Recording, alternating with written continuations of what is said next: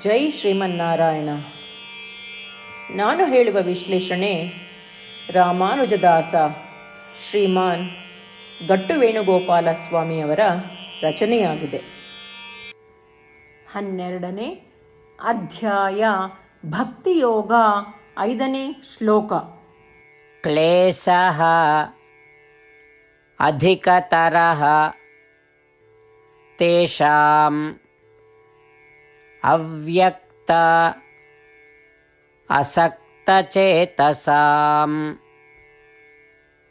ಅವ್ಯಕ್ತಾ ಹಿ ಗತಿರ್ದುಃಖಂ ದೇಹವದ್ಭಿಃ ಅವಾಪ್ಯತೆ. ಓಂ. ಗೀತಾಚಾರ್ಯ ಶ್ರೀಕೃಷ್ಣ ಪರಮಾತ್ಮ ಅರ್ಜುನನ ಜೊತೆಗೆ ನಮ್ಮೆಲ್ಲರಿಗೂ ಭಕ್ತಿಯೋಗವನ್ನು ಕಲಿಸುತ್ತಿದ್ದಾನೆ. ಪರಮಾತ್ಮ ಹೇಳುತ್ತಿದ್ದಾನೆ, ಅರ್ಜುನ, ಕಣ್ಣಿಗೆ ಕಾಣದ, ಕಿವಿಗೆ ಅಗ್ರಾಹ್ಯವಾದ, ಎಲ್ಲ ಇಂದ್ರಿಯಗಳಿಗೂ ಅಗ್ರಾಹ್ಯವಾದ ಆತ್ಮದರ್ಶನ ಅಥವಾ ಆತ್ಮಸಾಕ್ಷಾತ್ಕಾರವನ್ನು ಪಡೆಯ ಬಯಸುವವರಿಗೆ ಪ್ರಯತ್ನವು ಅಧಿಕವಾಗಿರುತ್ತದೆ. ಏಕೆಂದರೆ ಸಾಮಾನ್ಯವಾಗಿ ಎಲ್ಲರೂ ನಾನು ದೇಹ ಎಂದು ಭಾವಿಸುತ್ತಾರೆ. ಪ್ರತಿಯೊಬ್ಬರ ಮನಸ್ಸು ಆ ರೀತಿಯ ಗ್ರಹಿಕೆ ಮತ್ತು ಭ್ರಮೆಗೆ ಚೆನ್ನಾಗಿ ಒಗ್ಗಿಕೊಂಡಿರುತ್ತದೆ. ಅಂತಹ ಮನಸ್ಸಿಗೆ ಇಂದ್ರಿಯಗಳಿಗೆ ಅಗೋಚರವಾಗಿರುವ ಆತ್ಮವನ್ನು ಅರ್ಥ ಮಾಡಿಸುವುದು ಮತ್ತು ಗ್ರಹಿಸುವುದು ಬಹಳ ಕಷ್ಟದ ಕೆಲಸ. ಅದರಂತೆ ಶ್ರೀಕೃಷ್ಣ ಪರಮಾತ್ಮ ಆತ್ಮದರ್ಶನ ಅಥವಾ ಆತ್ಮಸಾಕ್ಷಾತ್ಕಾರ ಪಡೆಯಲು ಬಯಸುವವರ ಪ್ರಯತ್ನವನ್ನು ವಿವರಿಸುತ್ತಿದ್ದಾನೆ. ನಾವೆಲ್ಲರೂ ಸಹ ಶ್ರೀಮನ್ನಾರಾಯಣನ ಸಾಕ್ಷಾತ್ಕಾರವನ್ನು ಪಡೆಯುವ ಬಯಕೆಯಿಂದ ಶ್ರೀಮನ್ನಾರಾಯಣನಿಗೆ ಶರಣಾಗೋಣ. ಶ್ರೀಕೃಷ್ಣ ಪರಮಾತ್ಮ ಅಥವಾ ಶ್ರೀಮನ್ನಾರಾಯಣನಿಗೆ ಶರಣಾಗುವ ಮೂಲಕ ನಮ್ಮ ಜೀವನವನ್ನು ಸಾರ್ಥಕಗೊಳಿಸಲು ಪ್ರಯತ್ನಿಸುತ್ತಿರುವಾಗ ನಾವೆಲ್ಲರೂ ಶ್ರೀಕೃಷ್ಣ ಪರಮಾತ್ಮನ ಮಾತುಗಳನ್ನು ಶ್ಲೋಕದ ರೂಪದಲ್ಲಿ ಹಾಗೆಯೇ ಪುನರಾವರ್ತಿಸಲು ಪ್ರಯತ್ನಿಸೋಣ. ಕ್ಲೇಶೋಧಿಕತರಸ್ತೇಷಾಂ ಅವ್ಯಕ್ತಾಸಕ್ತಚೇತಸಾಂ ಅವ್ಯಕ್ತಾ ಹಿ ಗತಿರ್ದುಃಖಂ ದೇಹವದ್ಭಿಃ ಅವಾಪ್ಯತೆ. ಗೀತೆಯ ಸತ್ವ ಮತ್ತು 8 ಭಾಷೆಗಳು. ಶ್ರೀಕೃಷ್ಣ ಪರಮಾತ್ಮ ಉಪದೇಶಿಸಿರುವ ಶ್ರೀಮದ್ ಭಗವದ್ಗೀತೆಯ ಪೂರ್ಣಸತ್ವ. ಅಧ್ಯಾಯ 18 65ರಿಂದ 70 ಶ್ಲೋಕಗಳಲ್ಲಿ 8 ಕಾರ್ಯಗಳನ್ನು ಮಾಡಬೇಕಾಗಿದೆ. ಶ್ರೀಕೃಷ್ಣ ಹೇಳುತ್ತಾನೆ, ಈ 8 ಕಾರ್ಯಗಳನ್ನು ಯಾರು ಅನುಸರಿಸುತ್ತಾರೋ ಅವರನ್ನು ನಾನು ಪ್ರೀತಿಸುತ್ತೇನೆ. ನಾನು ಆ ಭಕ್ತರನ್ನು ಎಲ್ಲ ವಿಧದ ಮಾರ್ಗಗಳಲ್ಲೂ ಸಂರಕ್ಷಿಸುತ್ತೇನೆ.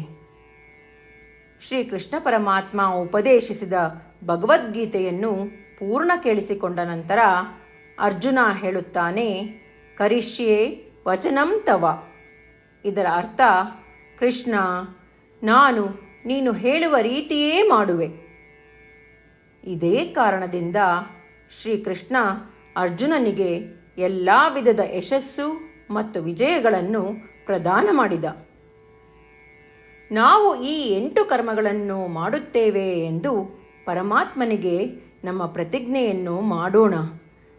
ಶ್ರೀಕೃಷ್ಣ ಪರಮಾತ್ಮನಿಗೆ ವಚನ ಕೊಡುವುದಕ್ಕಿಂತ ಯಾವ ಪೂಜೆ, ತಪಸ್ಸು ಅಥವಾ ಯಜ್ಞ ದೊಡ್ಡದಿಲ್ಲ.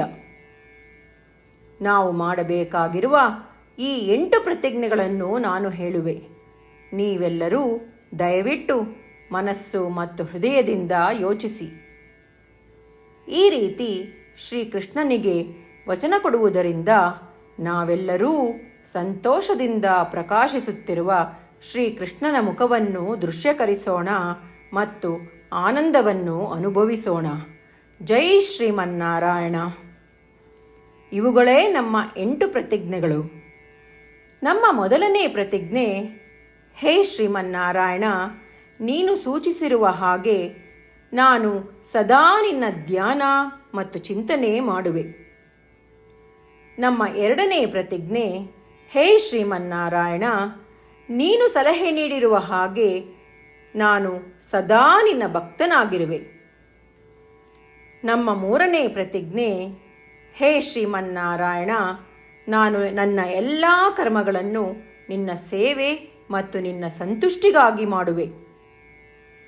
ನಮ್ಮ ನಾಲ್ಕನೇ ಪ್ರತಿಜ್ಞೆ, ಹೇ ಶ್ರೀಮನ್ನಾರಾಯಣ, ಅನುಸರಿಸಲು ನೀನು ಹೇಳಿರುವ ಹಾಗೆ ನಾನು ನಿನಗೆ ಸೇರಿದವನೆಂದು ಶ್ರೇಷ್ಠ ನಂಬಿಕೆ ಇದೆ ಮತ್ತು ನಾನು ಸದಾ 2 ಕೈಗಳನ್ನು ಜೋಡಿಸಿ ನಿನಗೆ ನಮಸ್ಕಾರ ಮಾಡುತ್ತೇನೆ ಮತ್ತು ನಿನ್ನನ್ನು ಪೂಜಿಸುತ್ತೇನೆ.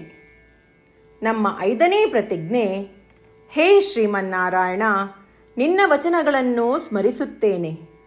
ಮಾಮೇಕಂ ಶರಣಂ ವ್ರಜ, 18ನೇ ಅಧ್ಯಾಯ 66ನೇ ಶ್ಲೋಕ. ನೀನು ಹೇಳಿರುವೆ, ನಿನಗೊಬ್ಬನಿಗೇ ಶರಣಾಗಬೇಕು. ಶ್ರೀಮನ್ನಾರಾಯಣ, ನಿನಗೊಬ್ಬನಿಗೇ ಶರಣಾಗುವೆ. ನಮ್ಮ 6ನೇ ಪ್ರತಿಜ್ಞೆ, ಹೇ ಶ್ರೀಮನ್ನಾರಾಯಣ, ನಿನ್ನ ವಚನಗಳನ್ನು ಸ್ಮರಿಸುತ್ತೇನೆ. ಮಾ ಶುಚಃ, 18ನೇ ಅಧ್ಯಾಯ 66ನೇ ಶ್ಲೋಕ. ನೀನು ನಮಗೆ ಪುನರ್ ಆಶ್ವಾಸನೆ ನೀಡಿದ್ದೀಯ, ದುಃಖಿಸಬೇಡವೆಂದು. ನಾನು ಎಂದಿಗೂ ದುಃಖಿಸುವುದಿಲ್ಲ. ನಮ್ಮ 7ನೇ ಪ್ರತಿಜ್ಞೆ, ಹೇ ಶ್ರೀಮನ್ನಾರಾಯಣ, ನೀನು ಶ್ರೀಮದ್ ಭಗವದ್ಗೀತೆಯನ್ನು ನಮಗಾಗಿ ಉಪದೇಶಿಸಿ ಅನುಗ್ರಹಿಸಿ ಮತ್ತು ಆಶೀರ್ವದಿಸಿದ್ದೀಯ.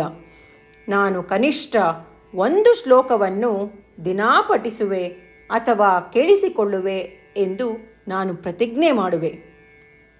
ನಮ್ಮ 8ನೇ ಪ್ರತಿಜ್ಞೆ, ಹೇ ಶ್ರೀಮನ್ನಾರಾಯಣ, ನೀನು ಮನುಷ್ಯ ಸಮುದಾಯಕ್ಕೆ ಗೀತೆ ಉಪದೇಶಿಸಿದೆ.